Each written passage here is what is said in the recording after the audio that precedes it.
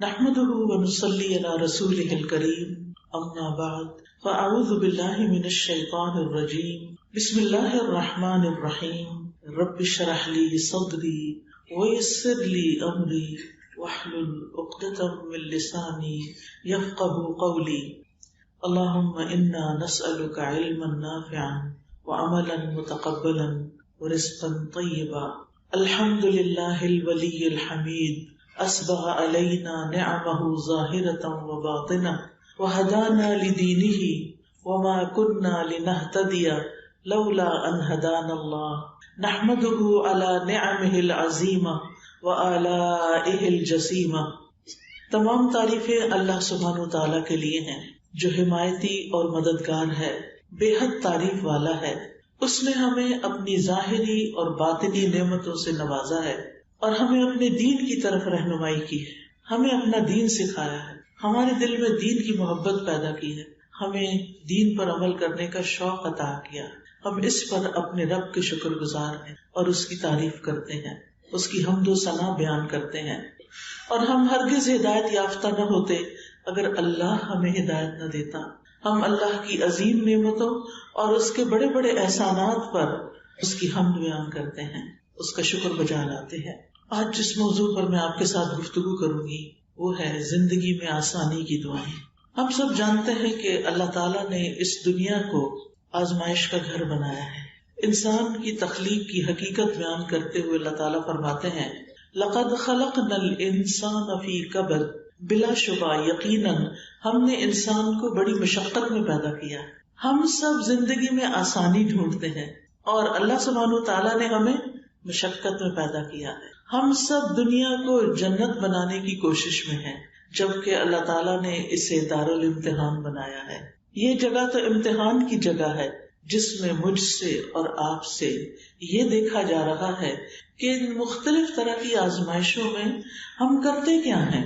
الذی خلق الموت والحیات لیبلوکم ایکم احسن عملا، وہ جس نے موت اور زندگی کو بنایا تاکہ تمہیں آزما کے دیکھے کہ تم میں سے کون اچھے عمل کرنے والا ہے. لہٰذا ہم سب کی آزمائش ہے. آپ کو دنیا میں کوئی ایک شخص ایسا نہیں ملے گا جو یہ کہے کہ آج تک مجھ پر کوئی مشکل نہیں آئی، یا مجھے کوئی تکلیف نہیں ہوئی، یا میری صحت میں کبھی کوئی کمی بیشی نہیں ہوئی، یا مجھے کسی کی طرف سے کوئی رنج و غم نہیں ملا، یا مجھے کسی پریشانی کا سامنا نہیں کرنا پڑا. ہر شخص آزمایا جا رہا ہے اور ہر شخص کی آزمائش مختلف ہے. کسی کو کسی چیز سے آزمایا جا رہا ہے، کسی کو کسی چیز سے، لیکن آزمائش سب کی ہو رہی ہے، میری بھی اور آپ کی. آزمائش یا امتحان، اس کے آنے پر ہمارا طرز عمل کیا ہے، ہمارا ری ایکشن کیا ہے، ہم کرتے کیا ہیں، یہ ہے اصل دیکھنے کی چیز. جو تکلیف آنے پر اللہ سے گلہ شکوہ نہیں کرتے، اللہ کی رضا پہ راضی ہو جاتے ہیں، اللہ تعالیٰ ان سے راضی ہو جاتا ہے. اللہ تعالیٰ ان کو ثابت قدمی عطا کرتا ہے، اللہ تعالیٰ ان کے درجات بلند کر دیتا ہے، ان کے گناہوں کو معاف کر دیتا ہے اور ان کو اپنے مقربین میں شامل کر لیتا ہے. لیکن جو لوگ تکلیف آنے پر ناراض ہوتے ہیں، واویلا کرتے ہیں، غصہ کرتے ہیں اور اللہ تعالیٰ سے ناراض ہو جاتے ہیں، تو اللہ سبحانہ وتعالیٰ بھی ان سے ناراض ہو جاتا ہے. تو اس لیے بہت ضروری ہے کہ ہم اس بات کو سمجھیں کہ اس دنیا میں سختیاں، مشقتیں اور تکلیفیں ہوں گی.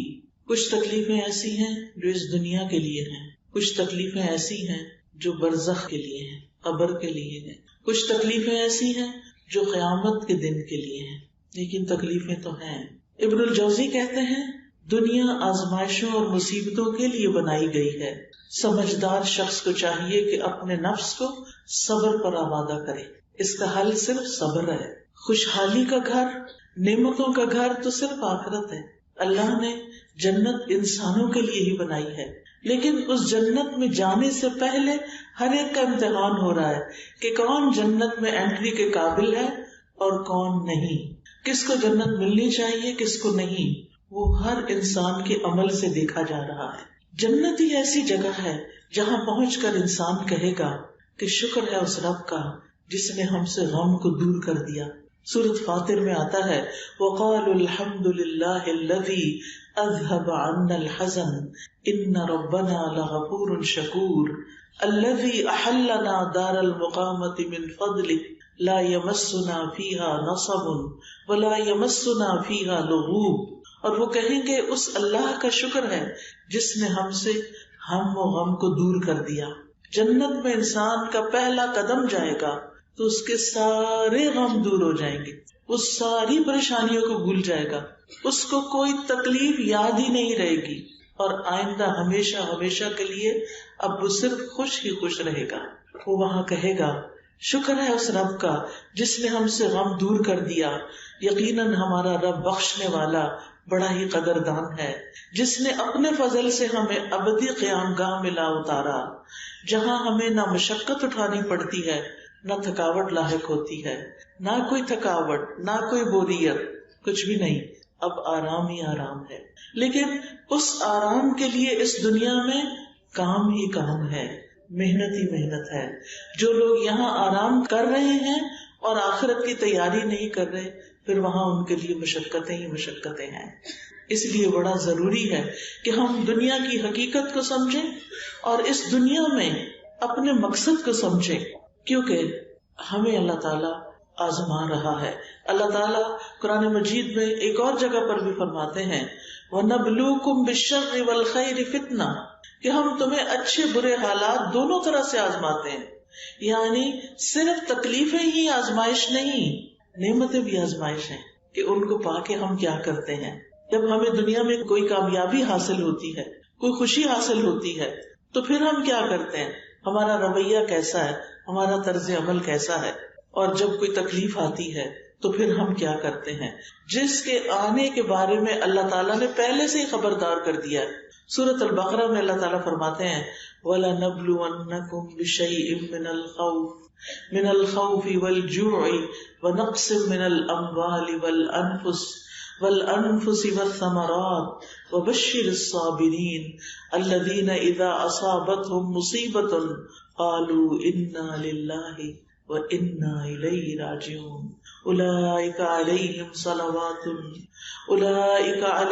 صَلَوَاتٌ مِّن رَّبِّهِمْ وَرَحْمَةٌ وَأُولَئِكَ هُمُ الْمُهْتَدُونَ. اور یقیناً ہم تمہیں خوف اور بھوک اور مالوں اور جانوں اور پھلوں کی کمی میں سے کسی نہ کسی چیز کے ساتھ ضرور آزمائیں گے، اور صبر کرنے والوں کو خوشخبری دے دو. وہ لوگ کہ جب انہیں کوئی مصیبت پہنچتی ہے تو وہ کہتے ہیں بے شک ہم اللہ کے لیے ہیں اور بے شک ہم اسی کی طرف لوٹنے والے ہیں. یہ لوگ ہیں جن پر ان کے رب کی طرف سے کئی مہربانیاں ہیں اور بڑی رحمت ہے، اور یہی لوگ ہدایت پانے والے ہیں. تو گویا خوف، مال، جان اور پھلوں کی کمی اور دیگر تکلیفوں کے ساتھ آزمائش ضروری ہوگی. یہ اللہ تعالیٰ نے بتا دیا ہے. اب دیکھیں وا لا نبلونا، یہاں پر 3 موقدات آئے. موقدات کہتے ہیں جس سے تاکید کی جاتی. واو قسم کی ہے، لام تاکید کا ہے، نون مشدد بھی تاکید کا ہے. یعنی اللہ تعالیٰ قسم کھا کے فرماتے ہیں کہ ایسا ضرور ہوگا. کیا؟ کہ تمہیں مشکلات آئیں گی دنیا میں، کبھی خوف ہوگا، کبھی بھوک ہوگی، کبھی جانوں کی کمی ہوگی، کبھی مال کی کمی ہوگی، کبھی پھلوں کی پیداوار کی، تمہاری آمدنی کی کمی ہوگی. یہ ضرور ہوگا. لیکن ساتھ ہی کیا فرمایا کہ ایسے مواقع پر، ایسی تکلیفوں پر جو صبر کر جائیں ان کے لیے خوشخبری ہے.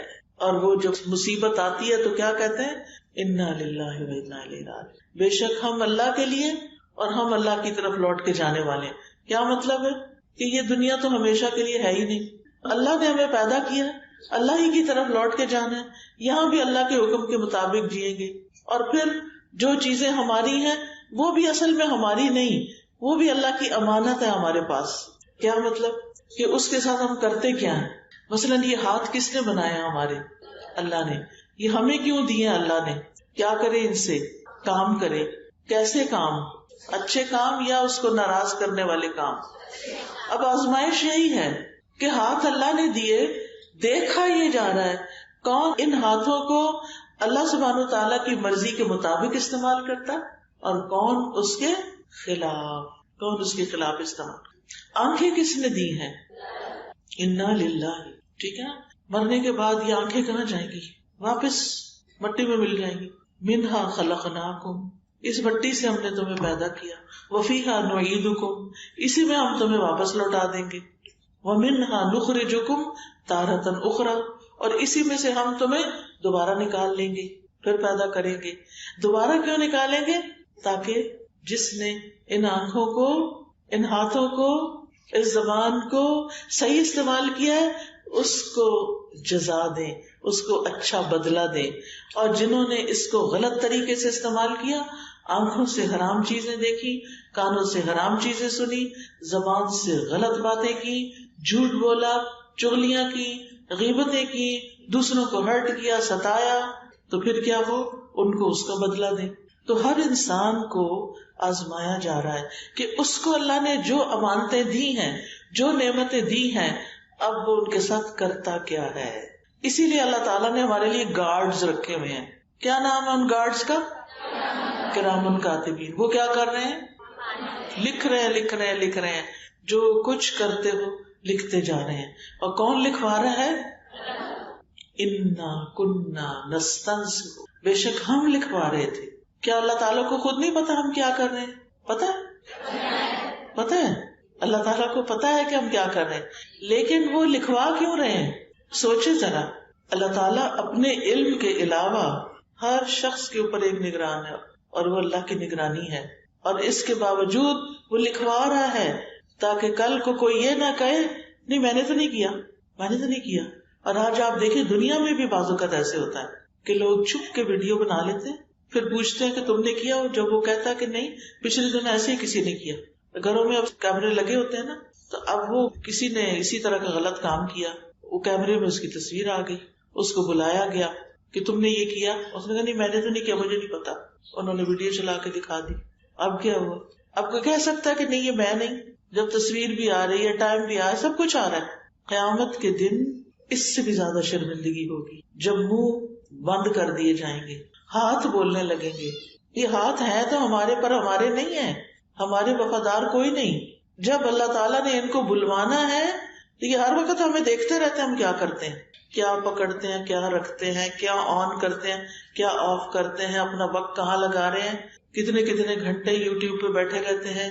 اور صرف دنیا کے چند پیسے کمانے کے لیے نمازیں، دین، قرآن، ہر چیز بھول کے، خیر، نیکی، آخرت کی تیاری کے کام چھوڑ کے صرف یوٹیوب چینل بنا رہے ہیں تاکہ اس کے اوپر اشتہار گندے مندے چلے اور اس میں سے ہمیں کچھ پیسے مل جائیں.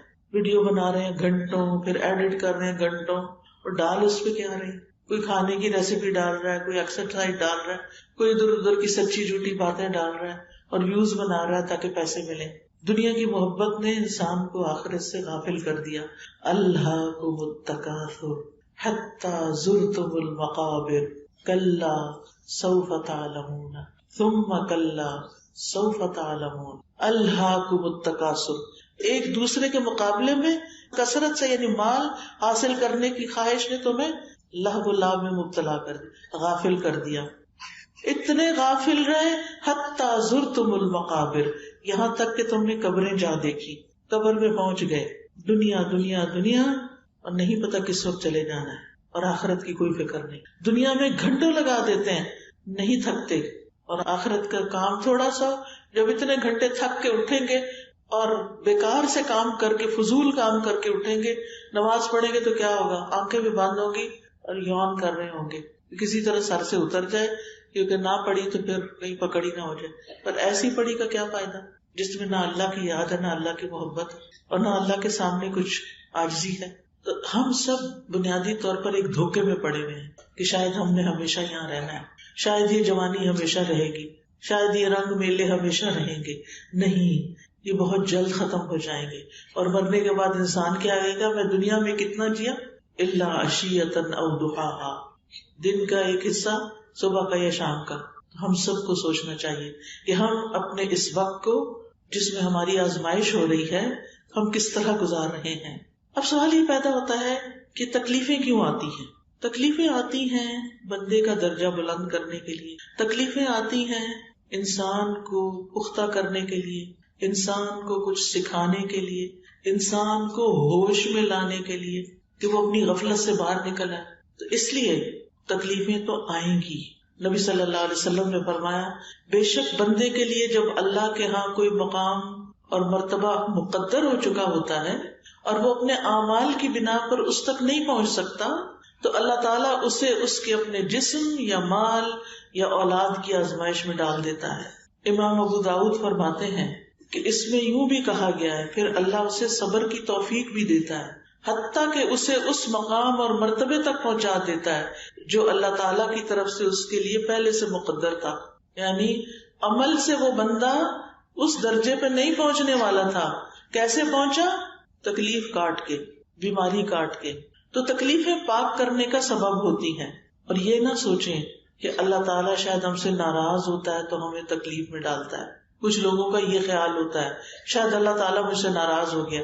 نہیں، حدیث میں آتا ہے اللہ جس کے ساتھ بھلائی کا ارادہ کرتا ہے اسے مصیبت میں مبتلا کر دیتا ہے، اسے تکلیف میں ڈال دیتا ہے. اور یہ اللہ کی بندے سے محبت کی نشانی ہے. حضرت انس کہتے ہیں نبی صلی اللہ علیہ وسلم نے فرمایا زیادہ ثواب بڑی آزمائش کے ساتھ ہے. جب اللہ تعالیٰ کسی قوم سے محبت کرتا ہے تو انہیں آزمائش میں مبتلا کر دیتا ہے. بس جو راضی ہو جائے اس کے لیے رضا ہے اور جو ناراض ہو اس کے لیے ناراضگی مقدر ہو جاتی ہے. جتنے بھی اللہ کے بڑے بڑے پیارے پیغمبر گزرے ہیں وہ سب تکلیفوں سے گزرے ہیں. کیا آدم علیہ السلام کی آزمائش ہوئی تھی؟ آدم علیہ السلام کا امتحان ہوا تھا. پھر کیا ہوا اس کے بعد؟ جب وہ اس میں ناکام ہو گئے تو ان سے جنت کا لباس اتروا لیا گیا، ان کو جنت سے نکال دیا گیا. کیا ان کو کوئی تکلیف ہوئی ہوگی؟ بہت تکلیف ہوئی. پھر انہوں نے اللہ سے معافی مانگی، انہوں نے دعا مانگی. کیا؟ ربنا ظلمنا انفسنا وان لم تغفر لنا وترحمنا لنکونن من الخاسرین. کیا نوح علیہ السلام آزمائش سے گزرے تھے؟ کتنے سال؟ 950 سال. ان کی قوم نے ان کی بات نہیں مانی. پھر کیا ہوا؟ ان پر طوفان آ گیا. فأخذهم الطوفان وهم ظالمون. موسیٰ علیہ السلام کے لیے کوئی آزمائش تھی؟ ایک تھی یا بہت سی تھی؟ بہت سی تھی. وَفَتَنَّاكَ فُتُونًا. ہم نے طرح طرح سے تجھے آزمایا. وَاصْطَنَعْتُكَ لِنَفْسِي. پھر میں نے تجھے اپنے کام کا بنا لیا. بہت سی آزمائشیں آئیں. یعقوب علیہ السلام کو کوئی آزمائش آئی؟ کیا آزمائش تھی؟ یعقوب علیہ السلام محبوب بیٹا یوسف علیہ السلام ان سے جدا ہو گئے. کتنے سال جدا رہے؟ بعض کہتے 40 سال. نہیں پتا کہاں ہیں. یہ پتا تھا کہ زندہ ہیں، مایوس نہیں ہوئے تھے. 40 سال بھی مایوس نہیں ہوئے. لیکن کیا وہ روتے تھے ان کے لیے یا نہیں؟ روتے تھے نا. وَبِيَضَّتْ عَيْنَاهُ مِنَ الْحُزْنِ. غم کی وجہ سے آنکھیں سفید ہو گئی تھی. یہ اللہ کے پیارے بندے تھے یا نہیں تھے؟ نا. لیکن ان پر آزمائشیں آئی نا. تو جب آپ پر کوئی تکلیف آئے تو یہ نہ سوچے کہ اللہ تعالیٰ مجھ سے ناراض ہے. اللہ تعالیٰ سے حسن ظن رکھنا ہے، اچھا گمان رکھنا ہے. ٹھیک ہے نا. یوسف علیہ السلام پہ آزمائش آئی تھی. کیا کیا تھا بھائیوں نے؟ کنویں میں ڈال دیا. پھر کیا ہوا؟ پھر بک گئے، غلام بنا لیے گئے. پھر کیا ہوا؟ وہ ایک عورت کی طرف سے آزمائش آ گئی. پھر کیا ہوا؟ جیل میں بھیج دیے گئے. پھر کیا ہوا؟ جیل میں کتنا عرصہ رہے؟ وَلَبِثَ فِي السِّجْنِ بِضْعَ سِنِينَ. جیل میں کئی سال تک رہے. بعض کہتے ہیں کہ یہ 10 سے کم ہوتا ہے اور 9 سال رہے جیل میں. آسان ہے جیل میں 9 سال رہنا؟ اور ساری زندگی کیا امتحان تھا؟ کوئی بھی آس پاس مسلمان نہیں تھا، سارا ماحول ہی اپوزٹ تھا. آج جس لڑکی کی شادی تھوڑی سی دین کے بغیر لوگوں میں ہو جاتی ہے وہ صرف رونا دھونا ہی کرتی ہے. میری شادی یہاں ہو گئی، کوئی نعمت اس کو نظر نہیں آتی، کوئی خیر نظر نہیں آتی سوائے اس کے رونا دھونا. یہ ماحول میرے موافق نہیں. ماحول تو بہت سے لوگوں کو موافق. کیا یوسف علیہ السلام کو ماحول ملا تھا؟ کتنی بڑی آزمائش تھی، ماحول نہیں ملا. کیا وہ اللہ کے دین پہ قائم نہیں رہے؟ قائم رہے. انہیں جو بھی دیکھتا تھا تو کیا کہتا تھا؟ انا نراک من المحسنین. ان کے بھائی جب غلہ لینے کے لیے آئے اور انہوں نے اپنی عاجزی محتاجگی ظاہر کی اور پھر منت سماجت کی اور کہنے لگے انا نراک من المحسنین. تو بڑا ہی نیک آدمی ہے، ہمیں تو نظر آ رہا ہے کہ تو بڑا ہی نیک آدمی ہے. قید خانے کے جو ساتھی تھے جنہوں نے خواب کی تعبیر پوچھی تھی انہوں نے کیا کریڈٹ دیا ان کو؟ انہوں نے بھی یہی لفظ بولے انا نراک من المحسنین. جب ایک انسان اچھا ہوتا نا تو ہر ایک کے منہ پر وہی گواہی ہوتی ہے انا نراک من المحسنین، آپ بہت نیک ہیں. ایوب علیہ السلام پہ کوئی تکلیف آئی تھی؟ کیا ہوا تھا؟ بیماری رہی تھی. اللہ تعالیٰ فرماتے انا وجدناہ صابرا، ہم نے ان کو صابر پایا تھا. نعم العبد، اتنا اچھا بندہ. انہ اواب، وہ بہت زیادہ رجوع کرنے والا تھا، بار بار پلٹ کر اللہ ہی کی طرف آتے تھے. کیا ان کی بیماری ٹھیک ہوئی؟ ہو گئی. آپ کو پتا یہ صرف بیماری نہیں تھی، ان کے سارے قریبی لوگوں نے ان کو چھوڑ دیا تھا، اکیلے رہ گئے تھے. صرف بیوی تھی جو کھانا وانا دے دیتی تھی، مال بھی چلا گیا، اولاد بھی فوت ہو گئی، خود بھی بیمار ہو گئے.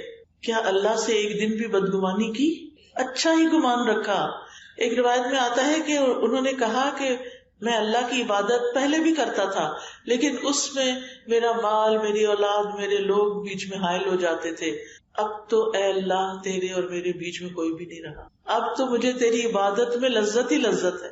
سارے ساتھ چھوڑ گئے، اب یہ تنہائی بڑی اچھی لگتی ہے، تیرا ذکر کرتا رہتا ہوں، تیرے سے مناجات کرتا رہتا ہوں. پھر آپ دیکھیے حضرت مریم علیہ السلام پر کوئی آزمائش آئی تھی، وہ اتنی تکلیف میں تھی اور ساتھ ہی ان کو یہ پریشانی کہ میں کیا قوم کو بتاؤں گی. جا کے کیا کہنے لگے، یا لیتنی مت قبل ھذا وکنت نسیا منسیا، کاش میں آج سے پہلے بھولی بھلائی جا چکی ہوتی اور مجھے کوئی بھی نہ جانتا ہوتا. یا لیتنی مت قبل، اس سے پہلے ماری جاتی اور بھول بھلا دی جاتی، میں آج ہوتی نہ دنیا میں. حضرت آسیہ پر کوئی آزمائش آئی تھی؟ کیا آزمائش آئی تھی؟ فرعون سختیاں کرتا تھا، ہاتھوں میں اس نے کیل ٹھوک دیے تھے، دیوار کے ساتھ چم دیا تھا کہ باز آ جاؤ دین سے، لیکن وہ باز نہیں آئی. کیا دعا کرتی تھی؟ رب ابن لی عندک بیتا فی الجنہ، اللہ اپنے پاس جنت میں گھر بنا دے.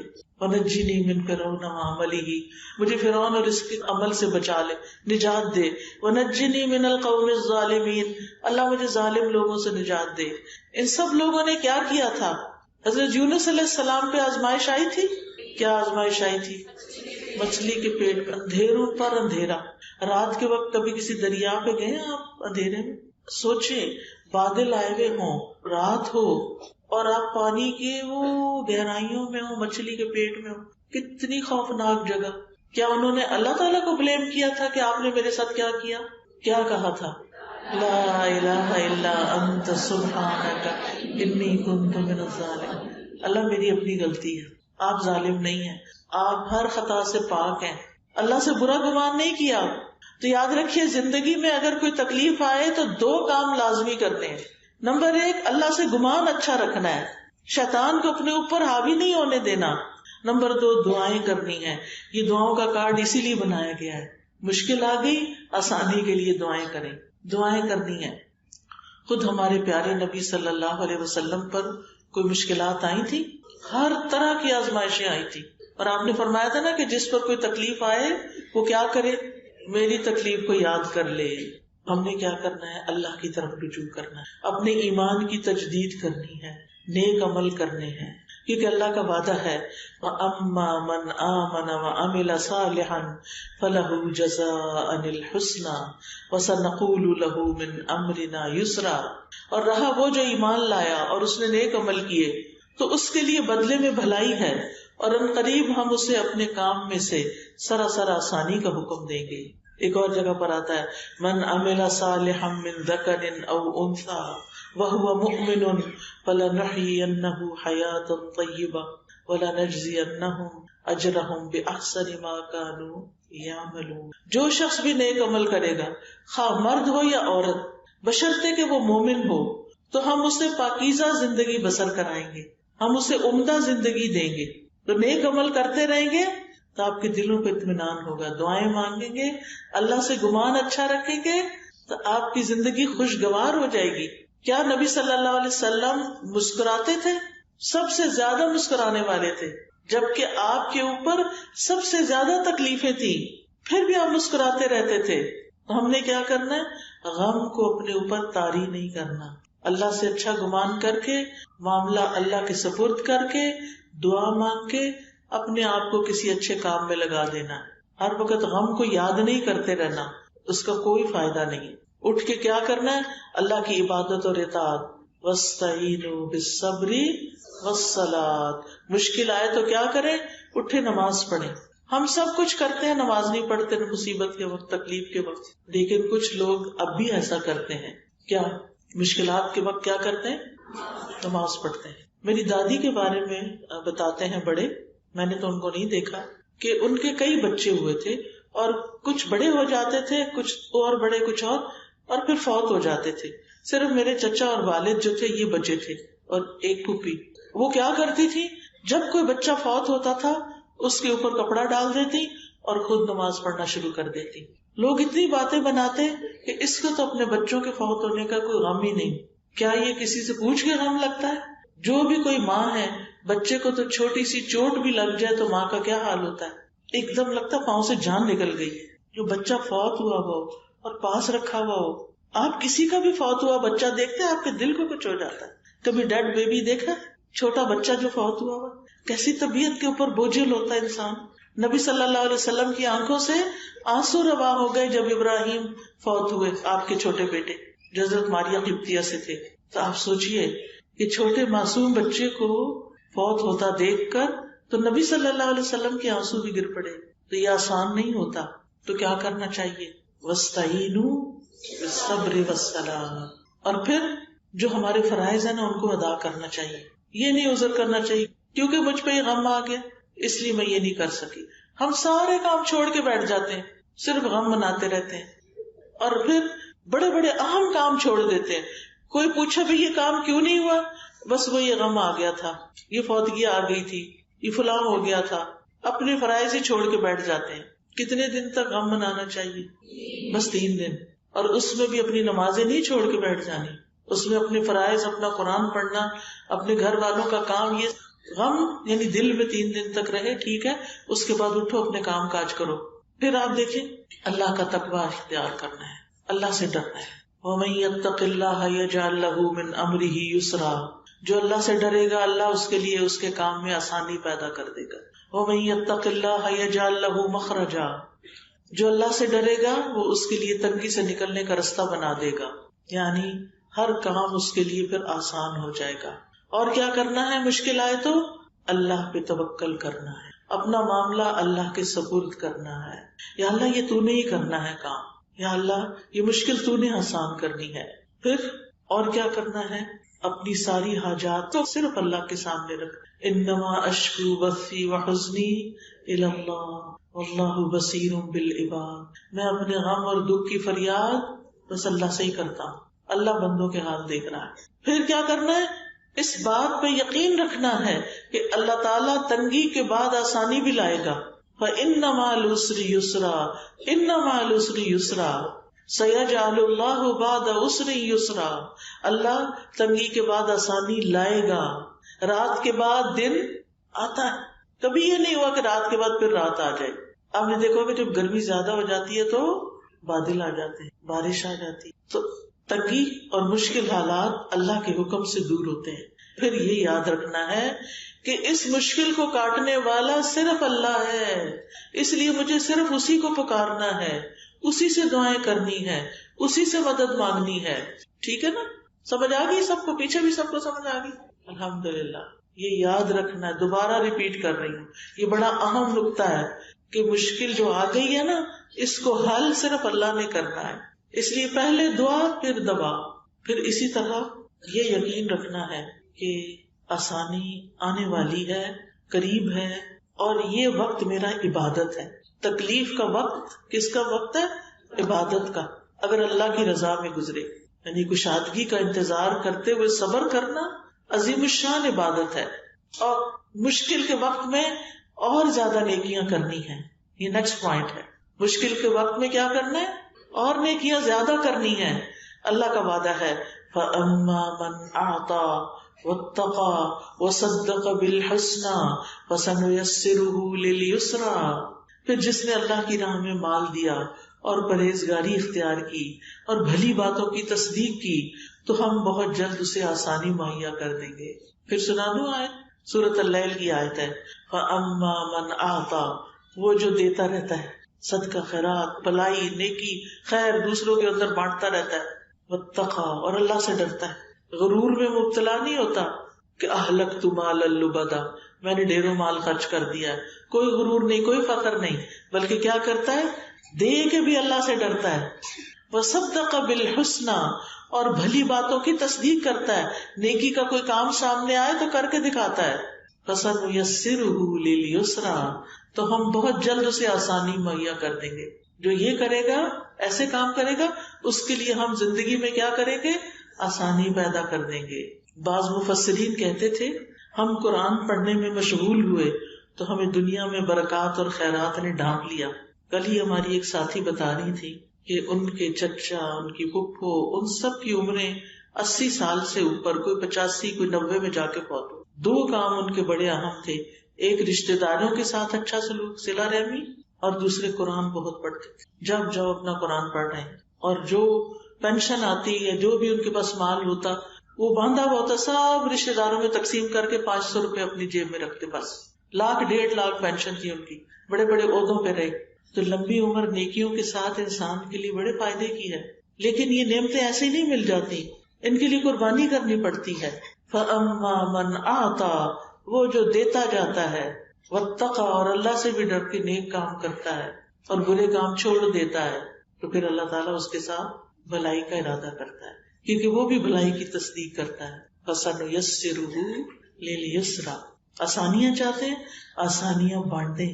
اپنے لیے آسانی چاہتے ہیں، دوسروں کو آسانی دیں، دوسروں کی مشکلات آسان کریں، دوسروں کے ساتھ خیر خواہی کریں، دوسروں کے ساتھ اچھا سلوک کریں. جو اپنے لیے چاہیں وہی دوسرے کے لیے چاہیں، جو اپنے لیے چاہیں وہی دوسرے کے لیے. جو چیز آپ کو اپنے گھر میں تکلیف دیتی ہے وہ دوسرے کے گھر میں جا کے مت کریں. ایسے کام نہ کریں کہ جس سے دوسروں کو اذیت ہو. مثال کے طور پر اگر کوئی آپ کے گھر میں مہمان آیا اور وہ آپ کی فریج کھول کے کھڑا ہو جائے، وہ آپ کی ہنڈیا سے خود ہی کچھ ڈال کے کھانا پینا شروع کر دے، آپ کو کیسا لگے گا کہ اس نے بتایا ہی نہیں، پوچھا ہی نہیں یہ کیا کر رہا ہے؟ تو پھر آپ کسی کے گھر جا کے یہ نہ کریں. جو عادتیں آپ کو کسی کی اچھی نہیں لگتی وہ آپ کسی اور کے ساتھ بھی مت کریں. پھر یہ کہ ہمت کریں اور صبر کریں، ہمت اور صبر کے ساتھ مشکلات کا مقابلہ کریں. اللہ تعالیٰ فرماتے ہیں وَاصْبِرْ عَلَىٰ مَا أَصَابَكَ إِنَّ ذَلِكَ مِنْ عَزْمِ الْأُمُورِ، جو مصیبت تمہیں پہنچے اس پہ صبر کرنا ہے، یہ بڑی ہمت کے کاموں میں سے ہے. اور پھر صبر کے نتیجے میں تکلیفیں دور ہوتی ہیں. معاملات اگر آسان نہ ہو رہے ہوں تو مایوس نہیں ہونا، اور انتظار کرنا ہے، تھوڑا سا اور انتظار، تھوڑا سا اور انتظار. پھر نیکسٹ پوائنٹ ہے مشکلات میں جزا فضا نہیں کرنی، حال دعائی نہیں مچانی، گھر والوں کو، آس پاس کے لوگوں کو پریشان نہیں کرنا. پھر اللہ کی طرف سے آئی ہوئی آزمائش کا شکوہ لوگوں سے نہیں کرنا. سمجھ آئی؟ یہ نہیں کہ جو آئے اسے کہ آج تو پتہ نہیں کیا ہوا، آج سر درد ہو گیا، 10 لوگوں کو کہہ کے ان کو بھی سر درد کرا دو. اگر ہو گئی ہے، کسی کو پتا ہے کہ علاج کیا ہے تو ٹھیک ہے آپ بتا دیں. لیکن ہر ایک کو، کچھ لوگوں کے پاس بیٹھے نا وہ اپنی بیماریوں کی اتنی ڈیٹیل بتانے لگ جاتے کہ دل گھبرا جاتا ہے. نہ تو ہم ڈاکٹر ہیں اور نہ ہی ہمیں اس کا کوئی علاج پتا، اب اتنی تفصیل کیوں بتا رہے ہیں؟ تو دوسروں کو تنگی ہوتی ہے، دوسروں کا وقت ضائع ہوتا ہے. اس کو بتائیں جو آپ کے لیے کچھ کرے، وہ ڈاکٹر ہو، وہ کوئی حکیم ہو، وہ کوئی تھراپسٹ ہو، اس کو تو آپ بتائیں. لیکن جس نے کچھ کرنا نہیں اسے کیوں بتا رہے ہیں؟ تو بندوں کے آگے رونا نہیں رونا. کس کے آگے رونا ہے؟ صرف اللہ کے آگے. پھر دعاؤں کی کثرت، دعاؤں کی کثرت، ذکر کی کثرت. ابن قیم کہتے ہیں اللہ کا ذکر مشکل کو آسان کر دیتا ہے، تنگی کو آسان بنا دیتا ہے، مشقتوں کو کم کر دیتا ہے. جب بھی کسی مشکل پر اللہ کا نام لیا جاتا ہے وہ آسان ہو جاتی ہے. جب کسی مشقت پہ اللہ کا ذکر کیا جاتا ہے وہ آسان ہو جاتی ہے. کسی سختی پہ اللہ کا ذکر کیا جاتا ہے وہ زائل ہو جاتی ہے. کسی تکلیف پہ اللہ کا ذکر کیا جاتا ہے وہ ختم ہو جاتی ہے. اللہ کا ذکر کرنا غم اور پریشانی کو دور کرنے کا ذریعہ ہے. اور دعاؤں میں خاص طور پر استغفار. اللہ تعالیٰ فرماتے ہیں لولا تستغفرون اللہ لعلکم ترحمون، تم اللہ سے استغفار کیوں نہیں کرتے کہ تم پہ رحم کیا جائے. اگر ہم چاہتے ہیں نا اللہ تعالیٰ ہم پہ رحم فرمائے تو کیا کریں؟ استغفار کی کثرت. استغفر اللہ استغفر اللہ استغفر، کم از کم 100 دفعہ دن میں. پھر اللہم اغفر لی، پھر اللہم اغفر لی ذنبی کلہ دقہ وجلہ، آخر تک. مشکلات سے آسانی میں استغفار بڑے فائدے کا ہے. اور پھر اس کے بعد آپ یہ کارڈ اٹھا لیجئے اور اس کو پڑھنا شروع کر دیں ایک ایک دعا کو سمجھ کے. اور اس میں آپ دیکھیے جیسے رب اشرح لی صدری ویسر لی امری، کوئی کام مشکل اٹک جائے تو کیا کریں؟ صرف اتنا پڑھتے جائیں ویسر لی امری ویسر لی امری ویسر لی امری. جہاں مشکل آ جائے ویسر لی امری. پھر اللہم لا سہل الا ما جعلتہ سہلا وانت تجعل الحزن اذا شئت سہلا. اور پھر ربنا آتنا من لدنک رحمہ وہیئ لنا من امرنا رشدا. یہ کہف والوں کی، غار والوں کی دعا ہے. کچھ نوجوان مسلمان تھے، ان کے ملک کا بادشاہ جو تھا وہ بت پرست تھا اور لوگوں کو بت پرستی پہ مجبور کرتا تھا. جو لوگ اس کی بات نہیں مانتے تھے انہیں سخت سزا دیتا تھا. تو ان نوجوانوں نے اپنے دین کی حفاظت کے لیے کیا کیا؟ اپنا شہر ہی چھوڑ دیا اور غار کی طرف چلے گئے اور اللہ تعالیٰ سے یہی دعا کی. تو اللہ تعالیٰ نے انہیں اپنے پاس سے اپنا فضل اور رحمت عطا کی اور پھر اللہ تعالیٰ نے ان کو سلا دیا. کئی سو سال سوئے رہے، پھر انہیں اٹھا دیا اور اپنی قدرت کی نشانی بنا دیا. تو یہاں پر وہ کہتے ہیں من لدنک رحمہ، اللہ تیرے پاس سے رحمت چاہیے. وہیئ لنا من امرنا رشدا، اور ہمیں ہمارے اس معاملے کے اندر درستگی عطا فرما، یعنی ہم جو کر رہے ہیں نا وہ ٹھیک ہو، غلط طریقہ نہ ہو، غلط راستہ نہ اختیار کرے. کیونکہ ہوتا پتہ کیا ہے، جب کوئی تکلیف آتی ہے نا تو لوگ کسی عامل کے پاس، کسی جادوگر کے پاس، ایسے لوگوں کے پاس چل پڑتے ہیں. تکلیف آئی تھی آپ کے درجے بلند کرنے کے لیے اور آپ نے ایسا راستہ اختیار کر کے پہلے عمل بھی گنوا دیے. کسی کے پاس غیب کا علم کوئی نہیں، سب تکے بازیاں ہوتی ہیں. تو اس لیے کسی نجومی کے پاس، کسی جادوگر کے پاس ہرگز نہیں جانا. اللہ سے دعا کرنی، اللہ کا ذکر کرنا. پھر آپ دیکھیے آیت کریمہ لا الہ الا انت سبحانک انی کنت من الظالمین. رسول اللہ صلی اللہ علیہ وسلم نے فرمایا کیا میں تمہیں ایسی چیز کے بارے میں نہ بتاؤں جب تم میں سے کسی آدمی کو رنج و الم اور دنیا کی آزمائشوں میں سے کوئی آزمائش آئے تو وہ اس دعا کو پڑھے اور اس کی تکلیف دور ہو جائے. تو آپ سے کہا گیا کیوں نہیں؟ آپ نے فرمایا وہ مچھلی والے کی دعا ہے لا الہ الا انت سبحانک انی کنت من الظالمین. مشکل آئے تو یہ دعا پڑھ لیں، اس کو دعا الکرب بھی کہا جاتا ہے. پھر اسی طرح ساری دعاؤں کا تو اب اس وقت ڈیٹیل میں جانے کا وقت نہیں، لیکن جو موٹی موٹی دعائیں ہیں وہ میں آپ کو بتا دیتی ہوں. یہ بد نصیبی سے بچنے کی دعا ہے. اعوذ باللہ من جہد البلاء ودرک الشقاء وسوء القضاء وشماتۃ الاعداء. اسی طرح یا حی یا قیوم برحمتک استغیث. یا حی یا قیوم، یہ جو ہے نا اسم اعظم بھی کہتے ہیں. یا حی جو ہے نا اسم اعظم ہے، اس کے ساتھ جو دعا کی جائے وہ دعا قبول ہوتی ہے. پھر یہ ایک دعا بڑی اچھی ہے اللہم احسن عاقبتنا فی الامور کلہا واجرنا من خزی الدنیا وعذاب الآخرہ. پھر درود شریف کی کثرت. درود شریف میں نماز کا درود شریف بھی پڑھ سکتے ہیں اور اس کے علاوہ بھی جو درود آپ کو پڑھنا ہو سوائے من گڑت درودوں کے، جو مسنون درود ہیں ان کو آپ پڑھ سکتے ہیں. صلی اللہ علیہ وسلم صلی اللہ علیہ وسلم، اس کی کثرت کیجیے. ایک دفعہ درود پڑھنے سے کیا ہوتا ہے؟ 10 رحمتیں آتی، 10 نیکیاں لکھی جاتی، 10 گناہ معاف ہوتے، 10 درجے بلند ہوتے. درود شریف نہیں چھوڑنا. میں اپنی بات یہیں پر ختم کرتی ہوں اور مجھے امید ہے کہ جو باتیں میں نے آپ کو بتائی ہیں، جو پوائنٹس آپ کو بتائے ہیں کہ مشکل وقت میں کیا کرنا ہے، وہ آپ نے اپنے دل پہ لکھ لینے ہیں اور ہر مشکل کو درجات کی بلندی کا ذریعہ بنانا ہے. اور یہ کارڈ سنبھال کے رکھ نہیں دینا، سجا کے رکھ نہیں دینا، اس کی دعائیں پڑھتے رہنا ہے. وآخر دعوانا ان الحمد للہ رب العالمین. سبحانک اللہم وبحمدک اشہد ان لا الہ الا انت استغفرک واتوب الیک. جزاکم اللہ خیرا. اللہ تعالیٰ آپ سے راضی ہو. بہت اچھی طرح آپ نے سنا. اللہ تعالیٰ ہم سب کو عمل کی توفیق عطا فرمائے. بارک اللہ فیکم.